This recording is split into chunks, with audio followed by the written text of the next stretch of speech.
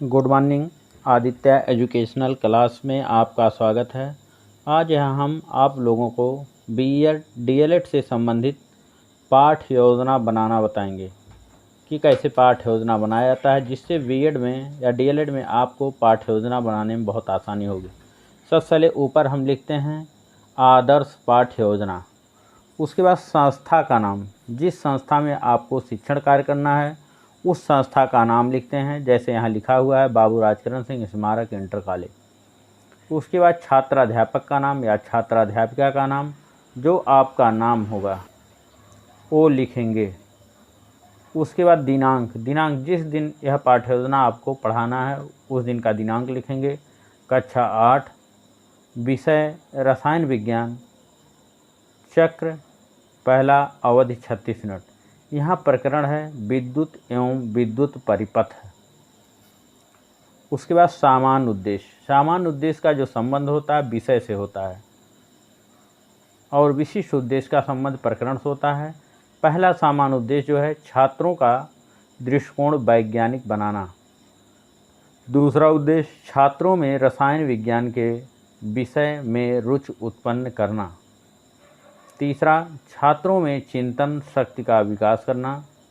चौथा, छात्रों में तर्क शक्ति का विकास करना। पांचवा, छात्रों में कल्पना शक्ति का विकास करना। उसके बाद विशिष्ट उद्देश्य जिसका संबंध जो हो प्रकरण से होता है। यहाँ पहला ज्ञानात्मक उद्देश्य में लिखते हैं पहला, छात्रों को विद्युत के बारे में बता सकेंगे। दूसरा, छात्र बता सकेंगे विद्युत धारा कैसे प्रवाहित होती है। उसके बाद भावात्मक उद्देश्य, पहला, पाठ के समापन होने पर छात्र जीवन में विद्युत की आवश्यकता के बारे में जान सकेंगे। दूसरा, छात्र विद्युत के कुचालक तथा सुचालक के बारे में जान सकेंगे। क्रियात्मक उद्देश्य, पहला, छात्र विद्युत परिपथ बना सकेंगे। दूसरा, पाठ के समापन होने पर छात्र विद्युत परिपथ बनाने के प्रति सकारात्मक सोच विकसित करेंगे। उसके बाद सहायक सामग्री, कक्षा उपयोगी सहायक सामग्री और सेल, बल्ब आदि। पूर्व ज्ञान, छात्र विद्युत के विषय में पूर्व जानकारी रखते हैं। उसके बाद प्रस्तावना के प्रश्न, एक तरफ प्रस्तावित प्रश्न, संभावित उत्तर। यहाँ छात्राध्यापक क्रिया लिख सकते हैं, छात्र क्रिया लिख सकते हैं। पहला जो प्रस्तावना का प्रश्न है, तारे कब दिखाई देते हैं? तो छात्र बताते हैं कि तारे रात में दिखाई देते हैं। दूसरा प्रश्न, रात में अंधेरा दूर कर प्रकाश लाने के लिए क्या किया जाता है? तो छात्र बताते बल्ब जलाया जाता है। तीसरा प्रस्तावना का प्रश्न, बल्ब किससे जलता है? तो छात्र बताते हैं बल्ब विद्युत से जलता है। चौथा प्रश्न, विद्युत बल्ब में विद्युत कैसे जाता है? अब ये समस्यात्मक प्रश्न हो जाता है, छात्र यहाँ मौन हो जाते हैं। उसके बाद उद्देश्य कथन, बच्चों आज हम लोग रसायन विज्ञान या विज्ञान के विद्युत तथा विद्युत परिपथ का अध्ययन करेंगे। प्रस्तुतिकरण लिखते हैं, अध्ययन अध्यापन की सुविधा की दृष्टि से हम प्रस्तुत पाठ को 2 सोपानों में बांटकर अध्ययन करेंगे। प्रथम सोपान, शिक्षण बिंदु, छात्राध्यापक क्रिया, छात्र क्रिया। यहाँ छात्राध्यापक द्वारा प्रश्न किया जाता है विद्युत से चलने वाले कुछ यंत्रों के नाम बताओ। तो छात्र बताते हैं कि बल्ब, फ्रिज, कंप्यूटर आदि। दूसरा प्रश्न, बल्ब कैसे जलता है? छात्र कुछ बताते हैं या मौन हो जाते हैं। उसके बाद छात्राध्यापक कथन, विद्युत धारा, आवेश प्रवाह की दर को विद्युत धारा कहते हैं। इसका एसआई मात्रक एम्पियर होता है। I बराबर Q/T। विद्युत बल्ब, एक धातु के आधार पर गोलाकार कांच के आवरण को जोड़कर बनाया जाता है। बल्ब को ध्यान से देखने पर आपको बल्ब के अंदर घुमावदार तार दिखाई देता है।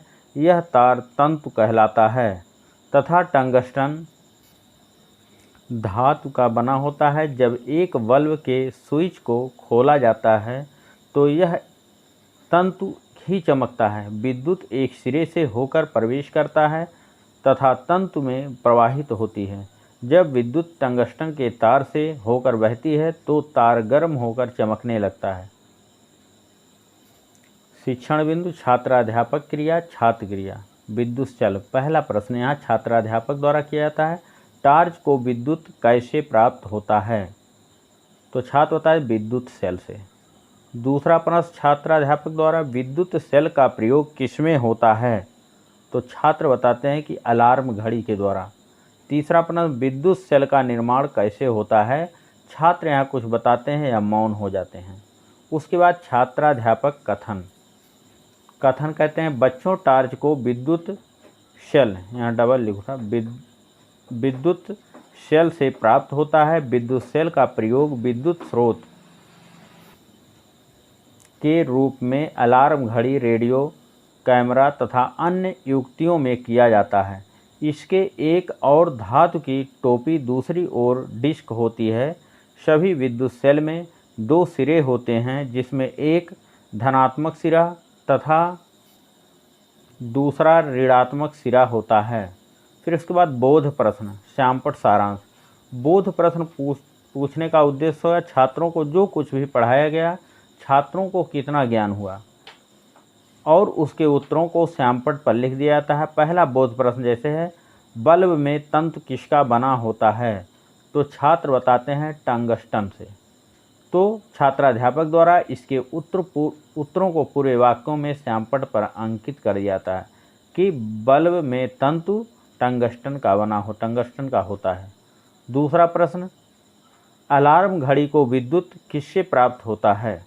तो छात्र बताते हैं विद्युत सेल से। अब इसके भी उत्तर को श्यामपट्ट पर पूरे वाक्यों में लिख दिया जाता है। फिर तीसरा प्रश्न विद्युत धारा का सूत्र बताओ। तो I/Q/T, मतलब इसके भी उत्तर को श्यामपट्ट पर अंकित कर दिया जाता है। उसके बाद कक्षा एवं निरीक्षण कार्य।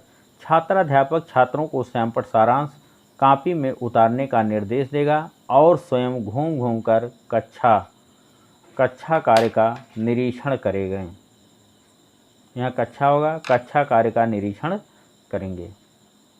उसके बाद द्वितीय सोपान आता है। द्वितीय सोपान में शिक्षण बिंदु, छात्राध्यापक क्रिया, छात्र क्रिया। शिक्षण बिंदु में विद्युत परिपथ। बल्ब फ्यूज होने का क्या कारण होता है? तो छात्र बताते हैं बल्ब तंतुओं का खंडित होना। दूसरा प्रश्न छात्राध्यापक द्वारा किया जाता है विद्युत परिपथ से आप क्या समझते हैं? तो छात्र यहाँ कुछ बताते हैं या मौन हो जाते हैं। उसके बाद छात्राध्यापक कथन। बल्ब, तार एवं सेल, बल्ब तथा विद्युत सेल को अलग अलग 6 भिन्न भिन्न जोड़िए। प्रत्येक व्यवस्था में देखेंगे कि बल्ब दीप्ति है या नहीं। प्रत्येक व्यवस्था के लिए हाँ या नहीं लीजिए। इन व्यवस्थाओं की तुलना दूसरी व्यवस्थाओं में कीजिए जिनमें बल्ब दीप्त नहीं होता है। बल्ब को स्विच से जोड़ने पर धारा प्रवाहित होगी और बल्ब जलेगा। फिर छात्राध्यापक क्रिया, छात्र क्रिया। पहला प्रश्न छात्राध्यापक द्वारा किया था अपने वातावरण में पाई जाने वाली धातु अथवा अधातु के नाम बताओ। तो छात्र बताते हैं सोना, चांदी, कार्बन, ग्रेफाइट आदि। दूसरा प्रश्न चांदी, तांबा, कार्बन में कौन विद्युत के सुचालक हैं और कौन कुचालक हैं? यहाँ छात्र कुछ बताते हैं या मौन हो जाते हैं। उसके बाद छात्राध्यापक कथन। छात्राध्यापक कथन में सुचालक, जिन पदार्थों में विद्युत धारा प्रवाहित होती है उसे सुचालक कहते हैं। कुचालक, जिन पदार्थों में विद्युत धारा प्रवाहित नहीं होती है उसे कुचालक कहते हैं। उसके बाद बोध प्रश्न एक तरफ, श्यामपट्ट सारांश। बोध प्रश्न छात्राध्यापक द्वारा पूछा जाता है क्या मानव शरीर में विद्युत धारा प्रवाहित हो सकती है? छात्र उत्तर देते हैं हाँ। तो यहाँ इसको भी पूरे वाक्यों में छात्राध्यापक द्वारा श्यामपट्ट पर लिख दिया जाता है कि मानव शरीर में विद्युत धारा प्रवाहित हो सकती है। दूसरा टीवी, फ्रिज जब कार्य करते हैं तो उसे क्या कहते हैं? छात्र जब विद्युत धारा प्रवाहित होती है तब कार्य करते हैं। तीसरा बोध प्रश्न, लकड़ी में विद्युत धारा क्यों प्रवाहित नहीं होती है? छात्र क्रिया में असाइनमेंट सारांश, क्योंकि विद्युत का कुचालक होता है। अब इसको भी पूरे वाक्यों में श्यामपट्ट पर अंकित कर दिया जाता है कि लकड़ी में विद्युत धारा प्रवाहित होती है, क्योंकि प्रवाहित नहीं होती क्योंकि वह विद्युत का कुचालक होता है। कक्षा एवं निरीक्षण कार्य, छात्राध्यापक छात्रों से श्यामपट्ट सारांश अपनी कॉपी में उतारने का निर्देश देगा और स्वयं घूम घूम कर कक्षा कार्य का निरीक्षण करेगा। मतलब श्यामपट्ट सारांश जो है छात्रों को उतारने का निर्देश देंगे कि आप लोग अपनी कॉपी पर इसको उतार लीजिए और स्वयं घूम घूम कर देखेंगे कि कौन से छात्र श्यामपट्ट सारांश उतार रहे हैं, कौन से नहीं, उनको पुनः निर्देश देंगे। उसके बाद पुनरावृत्ति के प्रश्न। पुनरावृत्ति के प्रश्न पूछने का उद्देश्य होता है कि जो पढ़ाया हुआ पाठ है उसकी पुनः आवृत्ति हो जाए। जैसे पहला प्रश्न, विद्युत धारा की परिभाषा बताइए। दूसरा प्रश्न, विद्युत के सुचालक से आप क्या समझते हैं।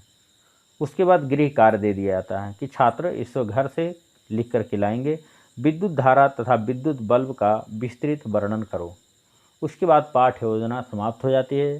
छात्राध्यापक द्वारा जब शिक्षण किया जाता है तो पर्यवेक्षक द्वारा इसकी आलोचना की जाती है। आलोचना जो होती है पॉजिटिव नेगेटिव दोनों प्रकार की होती है, जिससे छात्राध्यापक या छात्राध्यापिका बाद में उसको देख करके अपने शिक्षण कार्य में सुधार कर सकें। Thank you class. दोस्तों, यह वीडियो आपको अच्छा लगे तो इसको लाइक कीजिएगा, सब्सक्राइब कीजिएगा, अपने दोस्तों में शेयर अवश्य कीजिएगा। धन्यवाद।